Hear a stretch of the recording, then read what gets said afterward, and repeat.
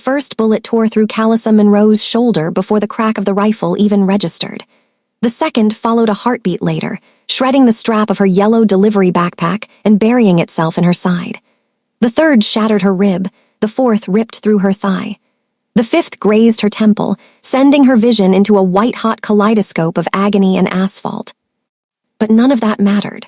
All that mattered was the 10-year-old girl pressed beneath her athletic frame, trembling but breathing, alive because Callissa had thrown herself between Yunei and a hail of lead. The peaceful school sidewalk had transformed into a tactical kill zone in less than 20 seconds. Black smoke from a detonated vehicle hissed across the pavement, while shattered glass from nearby shopfronts glittered like deadly diamonds in the afternoon sun. Masked men in tactical gear moved with military precision, their automatic weapons trained on anything that moved.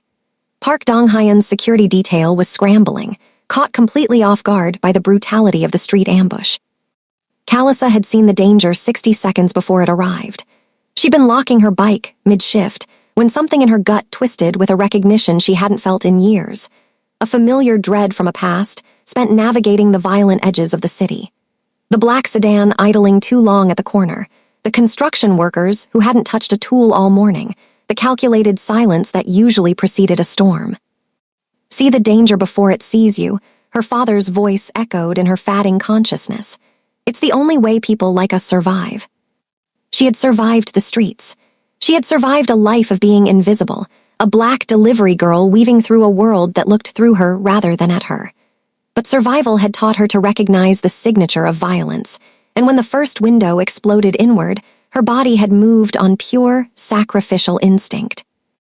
Yunei was sobbing against her chest, her pink school cardigan soaked in Callissa's blood.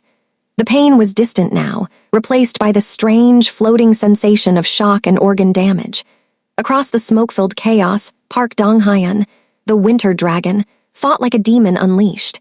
He'd only seen Callissa once before, a week ago, when she dropped off a package and he hadn't even looked at her face. Now, his dark, calculating eyes found her across the asphalt, and something in them cracked. He realized in a moment of shattering clarity that his daughter's life had been bought by the blood of a stranger he deemed invisible.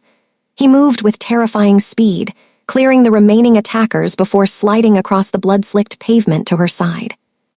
No, stay with me, his voice broke, a sound the head of the city's most lethal syndicate had likely never made. His hands were on her face, frantic, trying to find where the warm rivulets of blood were coming from. Stay awake, Callissa, stay awake. He had remembered her name. Through the darkness closing in, Callissa felt a strange bloom of warmth that had nothing to do with the 5 bullets in her body. Hello, family. Before we continue, I would like to know where you are watching from. Drop it in the comments and also subscribe to this channel. Now let's go back into the story. The antiseptic smell of Seoul National University Hospital was thick enough to taste, a sharp contrast to the metallic scent of blood that still clung to Park Dong-hyeon's skin. He stood in the sterile light of the intensive care unit, his ruined silk shirt discarded for a fresh black suit that felt like a burial shroud.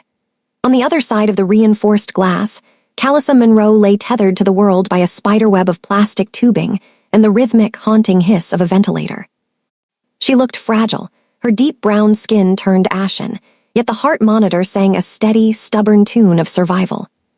She's a witness now, Jun, Dong-hyeon said, his voice a low, dangerous vibration that made the surrounding air feel heavy. The moment she is vulnerable, they will come for her to tie up the loose ends. Jun, his right-hand man, shifted uncomfortably in the shadows of the hallway. We can provide security, sir. Guards at every exit. We can turn this hospital into a fortress. It isn't enough, Dong-hyeon countered, his eyes fixed on the bandages wrapping Callissa's head, 5 bullets meant for his 10-year-old daughter. In our world, guards can be bought, security can be bypassed, but family is an absolute. It is the only thing that creates a blood debt they cannot ignore. He turned to the waiting lawyer, a man whose disheveled appearance betrayed the 4:30 a.m. summons.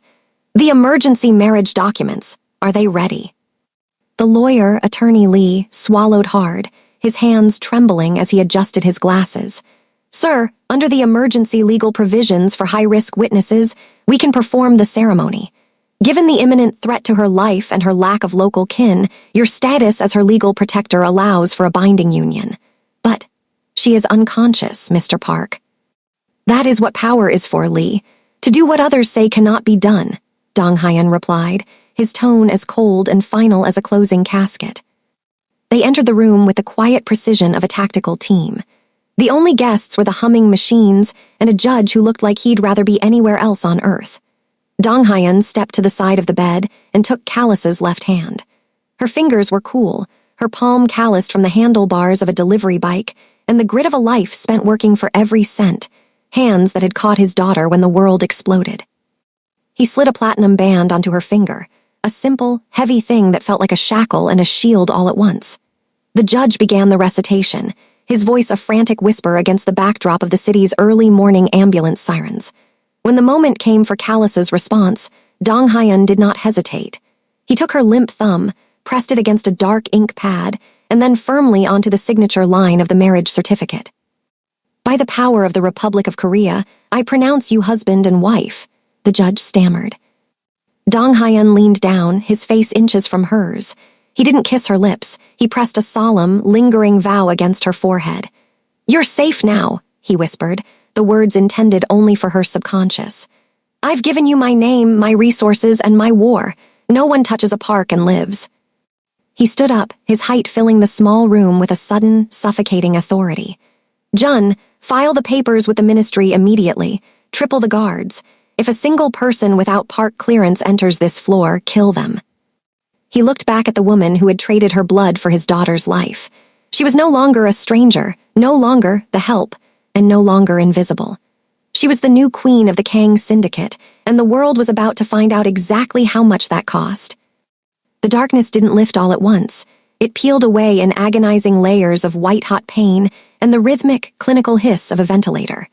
When Callissa finally forced her eyes open, the world was a blur of cream-colored silk and polished mahogany. This wasn't the sterile, cramped ward of a public hospital.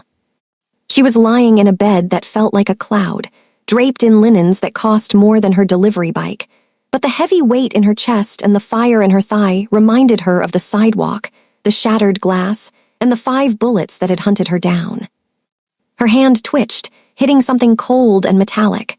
She looked down, her vision clearing just enough to see a heavy platinum band encircling her ring finger.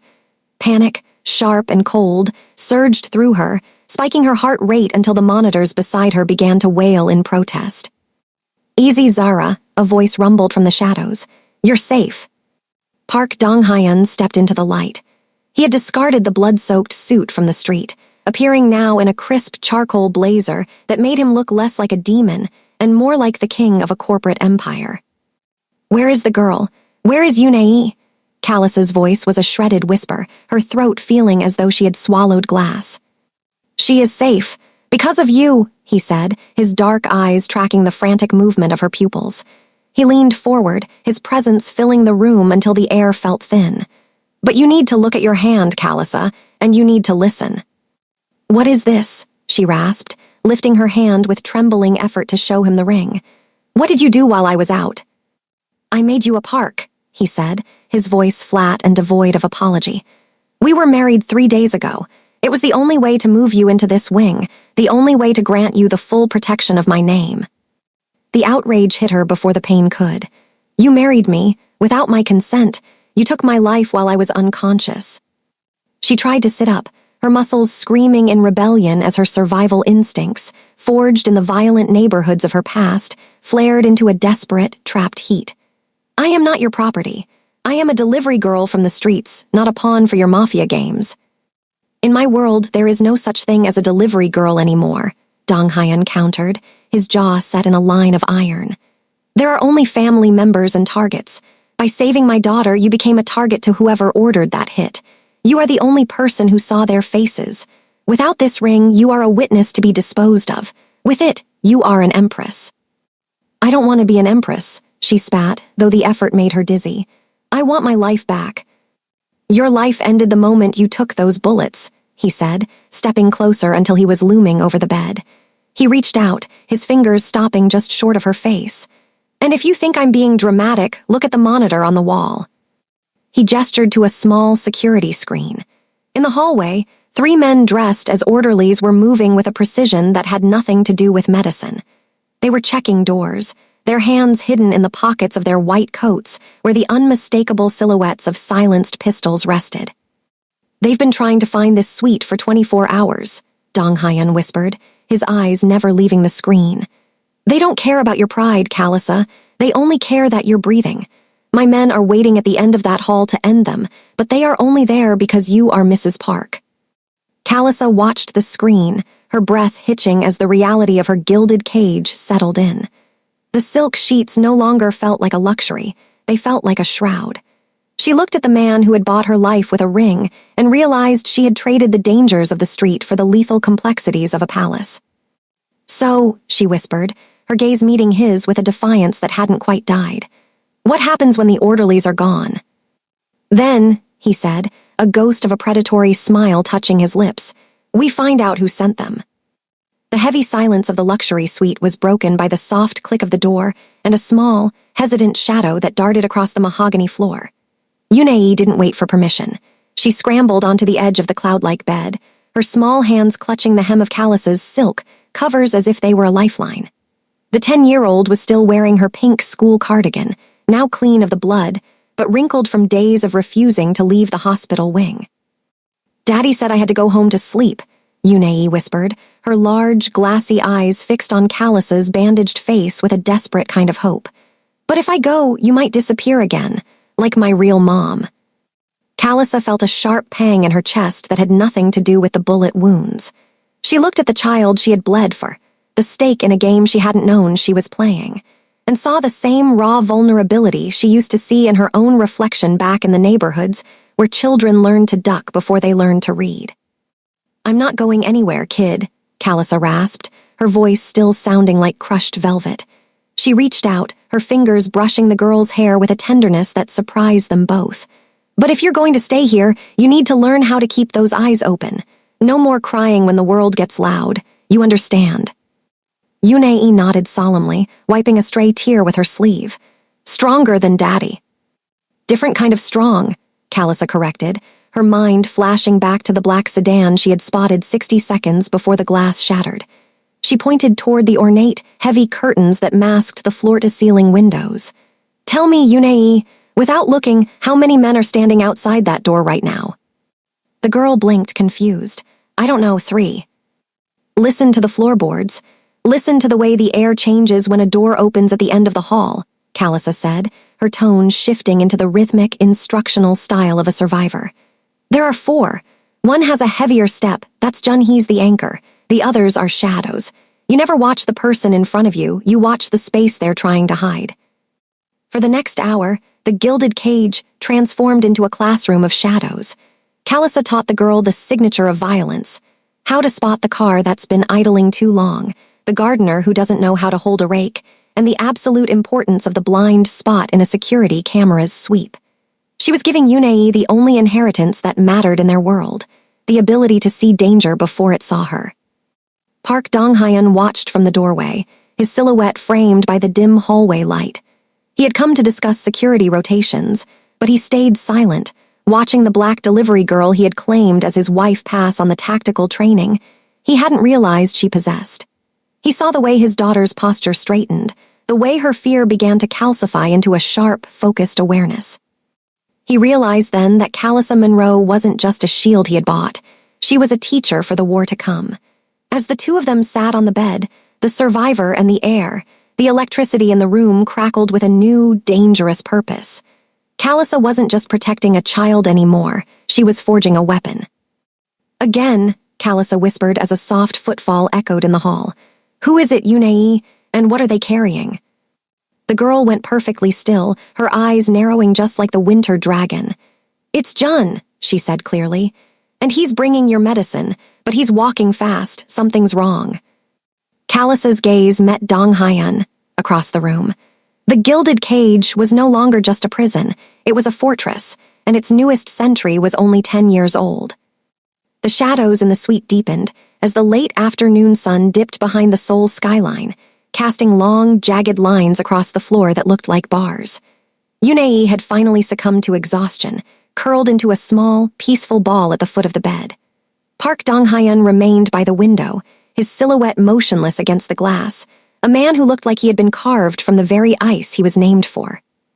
"You have a gift, Callisa," he said, his voice a low rumble that barely carried across the room. "The way you taught her to listen to the floorboards, that isn't something one learns from a delivery app." Callisa leaned back against the pillows, her hand instinctively going to the heavy platinum band on her finger. "It's called living in the real world, Dong-hyun. In the neighborhoods I come from, if you don't notice the change in the air when a door opens, you don't make it to 20. She met his gaze through the dim light. "But you didn't marry me for my teaching skills. Why are you really here?" Dong-hyun stepped closer, the smell of expensive tobacco and cold rain clinging to his suit. "I told you I made you a park for your protection, and that was true. But it wasn't the whole truth." He sat in the chair beside her bed, leaning forward until the intensity of his dark eyes made her skin warm. "I've been watching you for months, Callisa, long before the shooting." Callisa's heart skipped, a jagged rhythm of surprise and suspicion. "Watching me? I was a ghost on a bike. I dropped off your packages and disappeared." "You were never a ghost," he countered, his voice dropping to an intimate whisper. "I watched you through the security monitors while you were dusting. I saw the way you scanned the perimeter of the mansion every time you arrived. I saw you pause at the third-floor balcony, noting the blind spot in the camera sweep that even my chief of security missed." Callisa went still. "So you didn't just pick a random hero, you picked an investigator." "I picked a partner," he corrected, his expression softening into something raw and real for a heartbeat. "The hit on the street was too precise. Someone knew the school's schedule. Someone knew exactly which guards were compromised." He reached out, his thumb tracing the back of her hand, his touch surprisingly gentle. "I've spent years looking at my world through the eyes of people I pay to tell me I'm safe. I need eyes that have seen the signature of violence without a paycheck attached." The gilded cage suddenly felt like a war room. Callisa looked at the man who had upended her life and saw the same familiar dread she had felt in the moments before the bullets arrived. He wasn't just a monster. He was a man whose empire was rotting from the inside. "You want me to find the mole," she said, her street-smart instincts already beginning to calculate the angles. "I want you to see what I am blind to," Dong-hyun replied, his grip on her hand tightening. "I'll give you access to every camera, every financial record, every guard's file. In return, I give you the power to ensure no one ever makes you feel invisible again." Callisa looked at the ring, then back at the winter dragon. She was trapped, yes, but for the first time in her life, she had been given a weapon instead of just a shield. "I want my sister safe first. If I do this, you move her to a secure location in the States. No more scrubbing floors to send money home." "Done," he said, the word a cold, binding contract. "We're partners now, Callisa Monroe. Let's burn the traitors out of our home." The transition from delivery girl to syndicate strategist happened not in a boardroom, but in the dim, blue light of a dozen monitors brought into Callisa's hospital suite. Her body still throbbed with the ghost pain of 5 bullets, but her mind was finally back in its element, scanning for the signature of violence she had been trained to recognize since her youth. Park Dong-hyun sat beside her, his presence a silent, heavy weight as they reviewed the digital fragments of her life from before the sidewalk became a war zone. "Start with my bike's dash cam," Callisa rasped, her voice regaining its strength even as she remained tethered to the bed. "I was making a drop-off at the Southernport warehouse 2 days before the hit. Something felt off then, but I was too focused on my shift to name it." Jun pulled up the footage. The screen showed the grainy, fisheye perspective of the city streets as Callisa wove through traffic. The camera captured the mundane, gray asphalt, yellow taxis, and the industrial silhouettes of the Kang Syndicate's shipping hubs. "Stop," Callisa commanded, her dark eyes narrowing with a ferocity that made Dong-hyun go still. "Rewind 10 seconds. Watch the man in the charcoal suit standing by the loading dock." The man was Sergeant Han, a high-ranking member of Dong-hyun's internal security detail, a man vetted, trusted, and supposedly beyond reproach. On the screen, he was speaking to a driver. It looked like a routine check until the moment Callisa's bike sped past.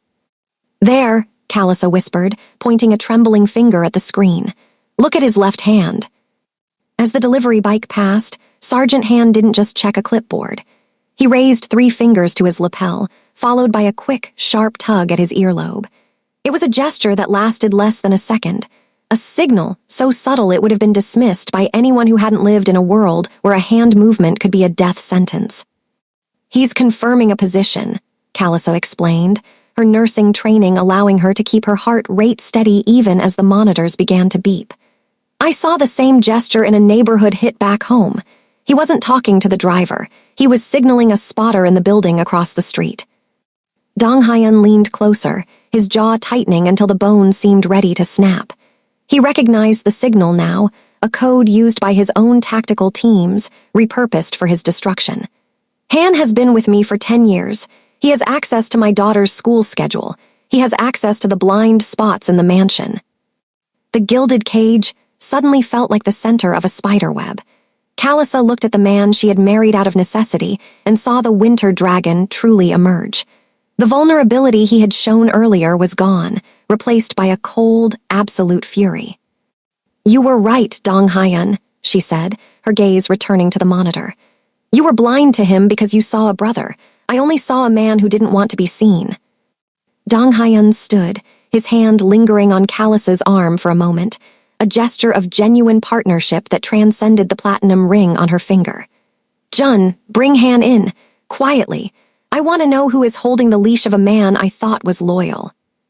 As Jun moved to obey, Calissa felt the first real shift in her new reality. She wasn't just surviving the Mafia, she was dismantling it from within. The delivery girl was gone, and the strategist was just getting started. The transition from the hospital bed to the head of a mahogany banquet table was a blur of emerald silk and tactical briefings. Calissa Monroe stood at the top of the mansion's grand staircase, her deep brown skin glowing against the fitted green dress that masked the bandages still hugging her ribs. Her hair was styled in an elegant updo that incorporated her natural curls, and the diamond earrings Dong Hyun had gifted her caught the light like the deadly diamonds of the glass she had survived. Beside her, Park Dong Hyun looked every bit the winter dragon in a tailored black suit, his hand resting possessively on her waist as they prepared to descend into the den of his most dangerous lieutenants. "They will look for a maid," Dong Hyun whispered into her ear, his voice a low, grounding rumble. "Show them the queen I married." The dining room was a sea of cold eyes and practiced smiles. 8 couples were already seated, radiating power, and the kind of barely concealed violence Calissa had learned to recognize in the streets of her past. At the far end of the table, in a dress the color of fresh blood, sat Miss Anne, the woman who had expected to wear Calissa's ring. Her eyes locked onto Calissa with a hatred so pure it felt like a physical weight. "Everyone, I'd like to formally introduce my wife, Calissa Park," Dong Hyun announced, his voice carrying the weight of a command. "She saved my heir by taking 5 bullets meant for her. She has earned her place through blood, and I expect her to be treated with the same respect you show me." A heavy silence followed, broken only by the clinical clink of silverware. Miss Anne leaned forward, her porcelain features twisting into a mask of false sweetness. "How noble of you, Hyun Woo, but let's not pretend this is anything more than a transaction. A delivery girl finds herself in the right place at the right time, and suddenly she's playing dress-up in clothes she doesn't understand." Calissa felt the defensive pride she had carried as a worker flare into a cold, strategic heat. She didn't flinch. Instead, she leaned forward, her dark eyes pinning Miss Anne in place with the same situational awareness that had saved Yunei. "You're right, Miss Anne. I am an outsider," Calissa said, her voice calm and cutting. "Which means I see the patterns you're too blind to notice. While you were busy positioning yourself for a proposal that was never coming, I was noticing the signature of violence in your own father's territory." The table went dead silent. The men shifted, their eyes darting to Chairman Beck, Miss Anne's father, whose smile had instantly vanished. "I know how the cartels operate," Calissa continued, drawing on the tactical knowledge her father had instilled in her. "I know that an inside job doesn't just happen, it's funded. I saw Sergeant Han's signal, the same code used by the Nigerian facilitators who tried to destroy my family back home. So before you question my worthiness, ask yourself, did you see the traitor sitting right next to you, or were you too busy admiring your own reflection?" Miss Anne's face flushed with a rage that cracked her impeccable composure. Dong Hyun's hand found Calissa's under the table, his fingers interlacing with hers in a gesture of absolute solidarity. He looked at her not with pity, but with a raw, terrifying pride. "I think that settles the question," Dong Hyun said, his voice dropping to a lethal chill. "My wife sees the board while the rest of you are still playing with toys. Now, shall we discuss the warehouse that burned in Chairman Beck's territory last night, or are we still pretending this dinner is about social graces?"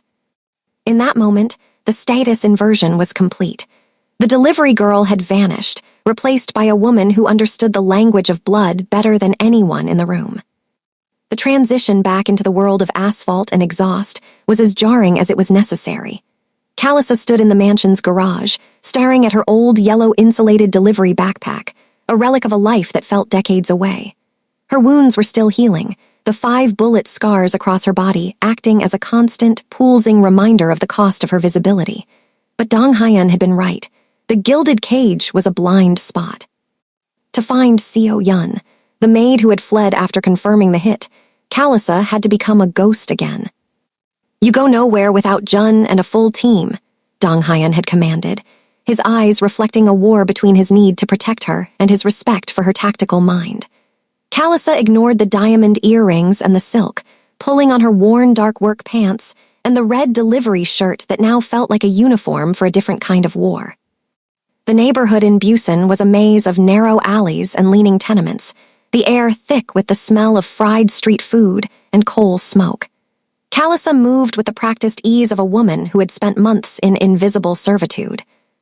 Her large backpack signaling to the world that she was just another cog in the city's labor machine.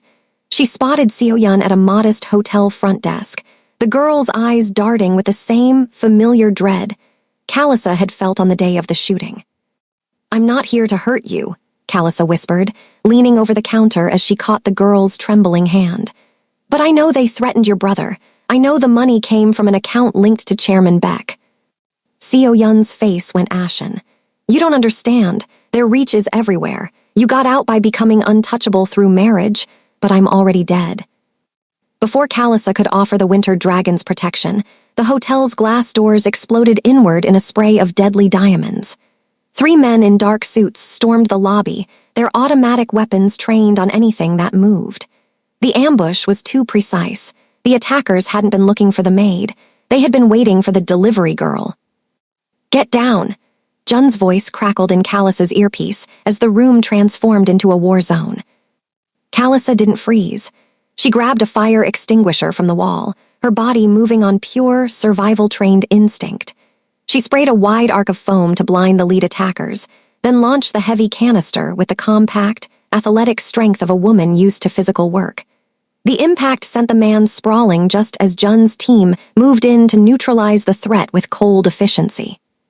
The engagement lasted only 40 seconds, leaving the lobby filled with toxic clouds and the ringing silence of a tactical victory. As Jun extracted her toward the armored sedan, Callissa's mind raced through the implications. The attackers had known exactly when she would be there. They hadn't just tracked a bike, they had tracked a decision made inside the Winter Dragon's private study. "They knew," Callissa rasped as she climbed into the back of the vehicle, her hands finally beginning to shake. "The mole isn't just in the syndicate, Jun there inside the house." The mansion glittered with a deceptive, predatory beauty, its halls flooded with the scent of expensive lilies and the underlying ozone of hidden weapons. Callissa stood before the grand mirror, her deep brown skin radiant against a stunning red dress that mirrored the color of the blood she had shed for this family. Beneath the silk, the 5-bullet scars pulsed with a dull ache, a reminder that her status as the Winter Dragon's wife was bought with the ultimate sacrifice. Park Dong-hyun entered the room, his eyes dark and intense as he adjusted his black suit, looking every bit the lethal monarch of Seoul's underworld. "Tonight is a trap, Callissa," he whispered, his hands sliding possessively around her waist. "They think we are distracted by personal happiness, but we are hunting them in the light." They descended the stairs as a united front, greeting the Council of Wolves with practiced grace. Chairman Beck's smile was oily, and Miss An's eyes were narrowed with a venomous hatred that promised murder. Every toast felt like a challenge. Every laugh was a mask for the violence brewing in the shadows. At exactly 9 o'clock, Dong Hyun raised his glass, his voice turning to steel as he addressed the room. "I have honored my debt to the woman who saved my heir," he announced, his eyes locking onto Chairman Beck. "But tonight is about purging the rot that tried to destroy my home." Before the traitors could react, the air was shattered by the sound of breaching charges at the perimeter. The ballroom erupted into chaos as Chairman Beck's hidden assault teams revealed themselves. But Callisa didn't freeze. On Dong Hyun's signal, she grabbed Yunei, moving with the military-grade situational awareness she had honed on the streets. As gunfire shredded the expensive tapestries, Callisa became the shield once more, leading the child and the elderly Mrs. Choi through a secret passage toward the armored safe room. In the ballroom, Dong Hyun fought like a demon unleashed, his loyalists springing the countertrap he and Callisa had meticulously planned. He moved with terrifying speed, clearing the traitors with cold, surgical efficiency. The dragon's revenge was absolute. When the smoke finally cleared across the blood-slicked marble, Chairman Beck lay dead, and Miss Anne was dragged away in custody, her porcelain mask finally shattered by the weight of her own betrayal. 3 hours later, Dong Hyun stood in the foyer, his suit ruined and his hands shaking as he saw Callisa and Yunei emerge from the safe room. He caught them in his arms, his expression transforming into something human, something that belonged to a father and a husband rather than a crime lord. In the wreckage of their home, Callisa realized the gilded cage had dissolved. They weren't just partners in an investigation anymore. They were a family forged in sacrifice and blood, ready to build a future on the ashes of the syndicate. The aftermath of the syndicate purge left the Park mansion in a clinical, eerie silence, as if the very architecture was exhaling after months of violence. The Winter Dragon had systematically dismantled the remnants of Chairman Beck's influence, ensuring that no shadow remained to threaten his family. When the sun finally rose over the Seoul skyline, painting the floor-to-ceiling windows in shades of bruised purple and gold, Callisa Monroe stood on the balcony, her athletic frame relaxed for the first time since the first bullet tore through her life. The 5 scars across her body remained, permanent maps of her sacrifice, but the fire of the street had finally cooled into a steady, glowing peace. Park Dong-hyun approached her with a quiet reverence, his predatory tension replaced by a stillness she had never seen. He didn't come to her as a boss or a protector, but as a man who had finally found his anchor. He stood beside her, their shoulders nearly touching, watching the city wake up below them, the same city where Callisa had once been a ghost on a bike, invisible and disposable. "The danger is gone, Callisa," he said, his voice a low rumble that vibrated with absolute certainty. "But I realize that protecting you within these walls isn't enough. You were a warrior for my daughter because the world failed to protect you." He led her back into the study, where a single velvet-covered plaque sat on his mahogany desk. "I've spent my life building empires of fear," he admitted, his dark eyes locking onto hers. "But you taught me that the only empire worth keeping is one built on the honor of those who survive." He pulled back the cloth to reveal the name, the Monroe Legacy Foundation. He explained that the foundation, backed by a $50 million endowment, was designed to provide tactical training, legal protection, and educational resources for vulnerable women in neighborhoods like the one she had fled. It was a bridge for those who were currently invisible, ensuring they had the tools to see danger before it saw them. Callisa felt a surge of emotion that eclipsed the defensive pride she had once used as a shield. This wasn't a gift of guilt or a transaction of debt. It was an investment in the version of herself that the world had tried to break. She looked at the platinum ring on her finger, a band that had started as a gilded cage and had transformed into a symbol of a partnership forged in blood and truth. "You don't have to be a shield anymore, Callisa," Dong-hyun whispered, his hand covering hers. "You've finished your shift, you're home." Yunei darted into the room, no longer wearing the wrinkled school cardigan of her trauma, but a bright smile that matched the morning light. She threw her arms around Callisa, clutching her not out of terror, but out of the simple, profound love of a daughter for a mother. In that moment, the status inversion was complete. The black delivery girl who had taken 5 bullets for a stranger had finally found a world that saw her, loved her, and gave her a home that didn't require her to bleed to keep it.